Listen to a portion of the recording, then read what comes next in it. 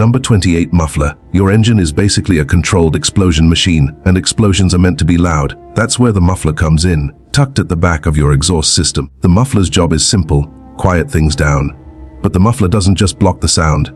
Inside, it has special chambers and tubes that bounce the sound waves around so they cancel each other out, kind of like noise-cancelling headphones do for your ears. Number 27, horsepower. Tells us how much work a car can do over time. So a 400 horsepower car isn't just stronger than a 130 horsepower one. It can keep applying more force more consistently. But a common misconception is that 1 horsepower equals the peak output of a single horse. It started as an old marketing tactic back in the 18th century. Scottish engineer James Watt coined the term horsepower to help people understand how powerful his steam engines were. So he compared them to something familiar, a horse. He watched horses working at a coal mine and came up with a number. 1 horsepower equals 33,000 foot-pounds of work per minute. He claimed that one of his improved steam engines could produce enough power to replace 10 of cart-pulling horses or 10 horsepower. It was a clever idea, but not exactly accurate. A healthy horse can actually produce more than 1 horsepower, at least in short bursts. Watt had underestimated them, but his catchy name stuck and people ran with it. Number 26, serpentine belt. The name serpentine comes from the Latin word serpens, meaning snake. Even though it sounds intimidating, the serpentine belt is actually just a long rubber belt that winds around many parts inside your engine. This belt helps power important things like your car's battery, power steering, air conditioning, and sometimes the water pump all at once. But why the name serpentine? Well, it's because this belt twists and turns around a bunch of wheels called pulleys, just like a snake slithering through grass. Before this belt, cars used lots of smaller belts to do the same jobs, which made things more complicated. The serpentine belt does it all in one smooth loop, making it simpler and easier to keep your car running. Number 25, radiator. Did you know that when you put gas in your car, about 65 cents of every dollar is lost as heat? That's because most gas engines only use about 30 to 35% of the fuel's energy to actually move the car. So where does all that extra heat go? It goes into the engine, and if it stays there, the engine would get too hot and could break. That's where the radiator comes in. It's part of the engine's cooling system, and its job is to keep the engine from overheating. The radiator moves a special liquid called coolant through the engine to soak up the heat. Then it sends the hot coolant to the radiator itself, where the heat can escape into the air, keeping the engine cool and happy. Number 24, ECU. The ECU, or engine control unit, is like your car's brain, but instead of thinking, it's always busy reading data. Your car has a bunch of tiny sensors checking everything. The air outside, how much fuel is in the system, how hard you're pressing the gas pedal, and even what's coming out of the exhaust pipe. All that information gets sent straight to the ECU. The ECU then decides what to do, like exactly when to spray fuel into the engine, when to create the spark that makes it run, and how to keep pollution low. And it does this not once or twice, but thousands of times every single second. And here's the wild part. Many modern cars don't just have one ECU. They can have over 100 of them, each controlling different things like the engine, brakes, or even your airbags, all working together to keep your drive smooth and safe. Number 23, catalytic converter. Did you know that catalytic converters are one of the most stolen parts from cars? Thieves know they can get anywhere from $250 to $800 for just one, depending on the vehicle. And it's not because they love emissions equipment. It's because of what's inside. The catalytic converter is part of your car's exhaust system. Its job is simple but important. Take the nasty gases your engine makes, like carbon monoxide and leftover fuel, and clean them up before they leave the tailpipe. Inside, there's a ceramic honeycomb coated with precious metals like platinum, palladium, and rubidium. These metals trigger a chemical reaction that turns those harmful gases into less harmful ones like carbon dioxide and water vapor.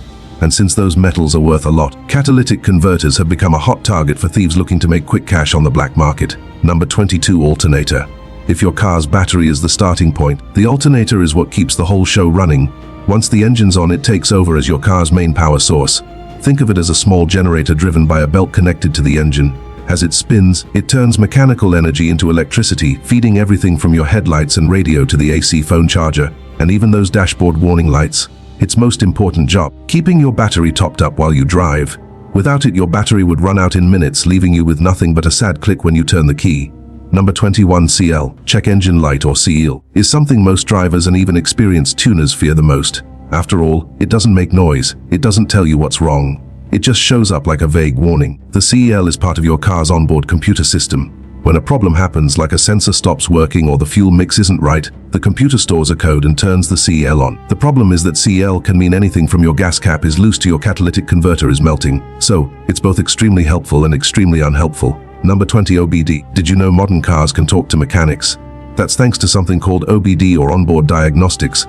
This built-in system is like your car's personal health monitor, constantly tracking engine performance, emissions, sensors, and more. When something's off, it stores a trouble code and usually lights up the dreaded check engine light. Mechanics can plug in a small scanner to read these codes, which helps them quickly figure out what's wrong, whether it's a loose gas cap or a misfiring cylinder. There are two versions: OBD1, which is older and less standardized and which became mandatory in most cars from 1996 onward. Number 19, chassis. If a car had bones, the chassis would be its skeleton. It's the main structure that holds everything together. The engine, body, wheels, and all the other bits that make a car. Well, a car. Back in the early days, chassis were made of wood, and car makers didn't exactly get creative. From 1896 to about 1910, most designs were basically copied straight from horse-drawn carriages. Swap the horse for an engine and you were good to go. These days, most cars use a unibody design where the chassis and body are fused into one solid metal shell. It's lighter, stiffer, and more efficient because everything's built as a single piece. But not all vehicles follow that rule. Trucks and serious off-road machines usually stick with the ladder frame. Two parallel rails with cross members that literally form a ladder. It's heavier, but a lot tougher. Number 18, differential. The differential is that strange lumpy piece of metal sitting between your rear wheels, but it's secretly one of the smartest parts of your car. Here's the problem it solves. When you turn, your outside wheel travels farther than your inside wheel, but both are still getting power from the engine. Without some clever engineering, you'd be forcing both wheels to spin at the same speed, and something would snap pretty quickly. The differential solves this by splitting power between the wheels, letting each rotate at its own pace without losing traction. Smooth, simple, effective, and this isn't some modern breakthrough. Ancient Chinese chariots used the same concept over 2,000 years ago. Number 17, transmission. The transmission is like your car's messenger. The engine makes power, but the transmission delivers it to the wheels so you can actually move. It helps the engine and wheels work together so your ride feels smooth, whether you're going fast, slow, or up a big hill. Now, there are a few types of transmissions. With a manual, you change the gears using a clutch and stick. With an automatic, the car does the work for you. And continuously variable transmission, or CVT, is a special kind that doesn't use regular gears at all. It's more like a stretchy rubber band that changes shape to go faster or slower. Nice and smooth. Number 16, suspension. Did you know your car has a whole system dedicated to making your ride feel smooth, even on rough roads? It's called suspension, and without it, every driving experience would feel like riding a shopping cart over gravel. The suspension is made up of springs, shocks, and other components that absorb the impact from bumps, dips, and potholes. It cushions your car from the road so you don't feel every little jolt, but it also keeps your tires in steady contact with the ground. If your wheels bounce too much or lose grip, it gets harder to steer, brake, or stay in control. Number 15, carburetor and fuel injector. Alright, let's talk about how your car eats. Your engine needs two things to run: fuel and air, and there are two main ways to get that mix just right. A long time ago, cars used something called a carburetor. It mixed the fuel and air together before sending it to the engine. Not perfect, but it got the job done. Then came the fuel injector, the modern way. It squirts exactly the right amount of fuel right where the engine needs it. No guessing, no mess. Now, carburetors are still around, but mostly on old cars, motorcycles, or maybe your grandpa's lawnmower. Number 14, throttle body. Ever wondered what really happens when you press the gas pedal? You're not pouring in fuel, you're letting in air. That's where the throttle body comes in. Think of it as a small gateway that controls how much air the engine gets. Press the pedal and a flap inside the throttle body opens up. The wider it opens, the more air flows in. The car's computer then adds just the right amount of fuel to match that airflow, and together they create the power that moves your car. In older cars, this was all done with a simple cable linking your foot to the throttle. Press down, flap opens, end of story. Modern cars, though, use electronic throttle control.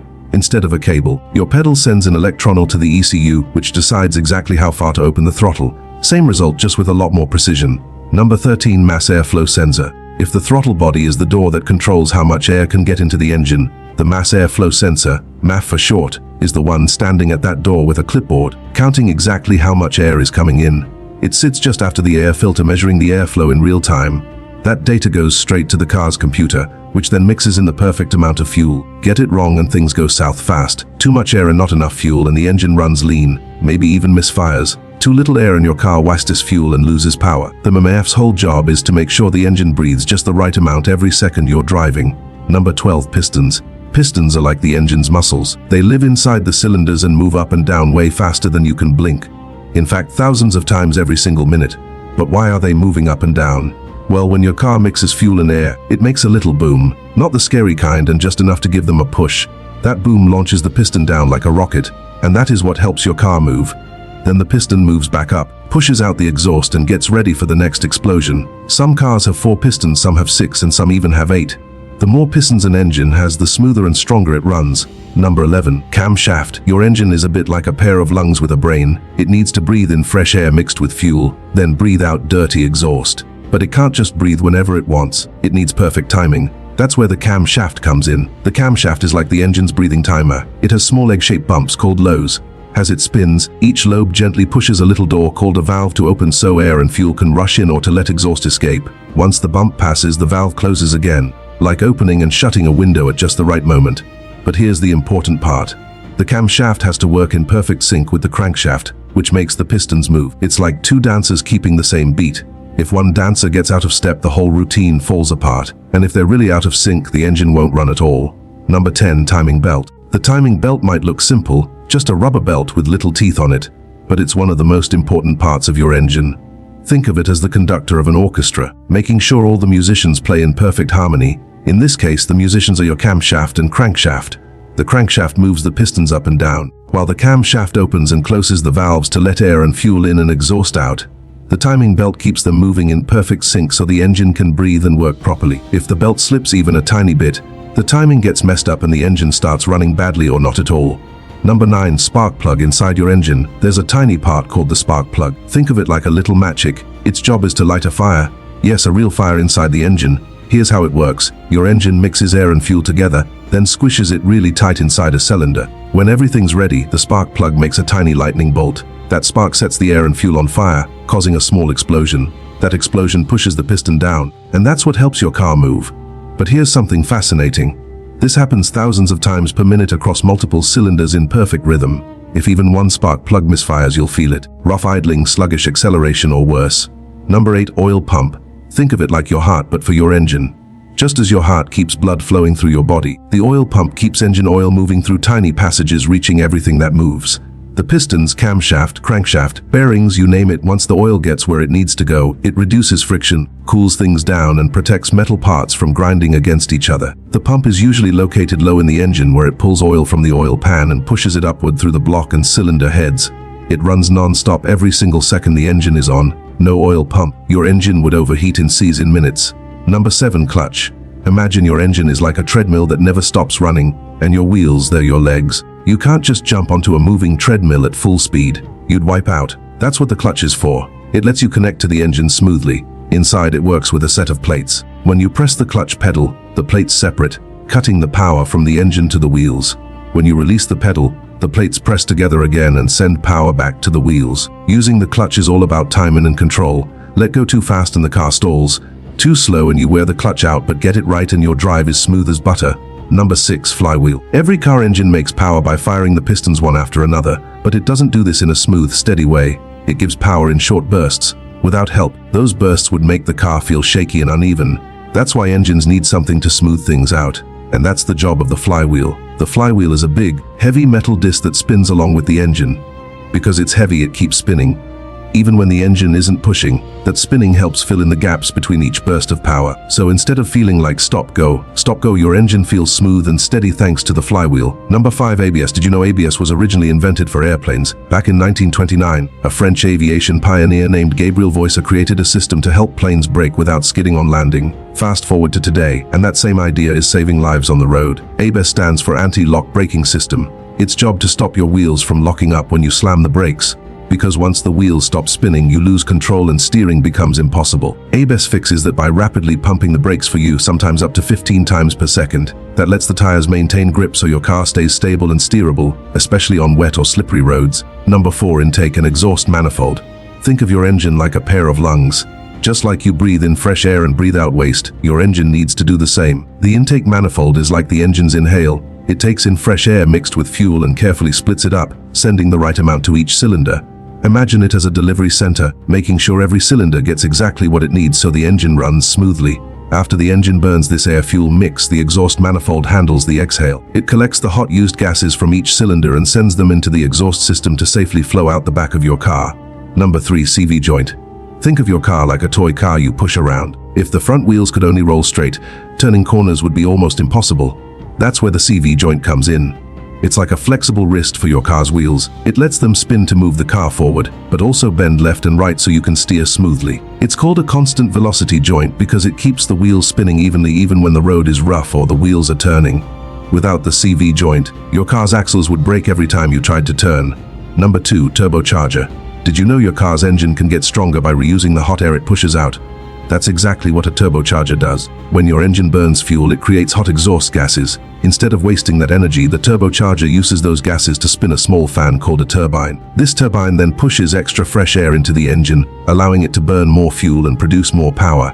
In short, a turbocharger helps your engine breathe better and get stronger without getting bigger. That's why you'll see turbos in fast sports cars and even in some regular cars today.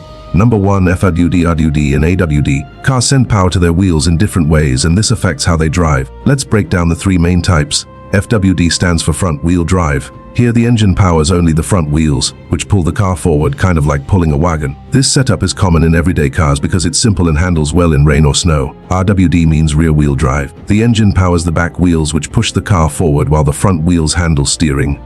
This gives the car better balance and handling, so you'll often see this in sports cars and trucks. A WD is all-wheel drive. In this case, the engine powers all 4 wheels either all the time or when extra traction is needed. This helps keep the car stable on slippery or rough roads like in snow or mud. We hope you enjoyed this video. Here's another one you'll love. As always, thanks for watching.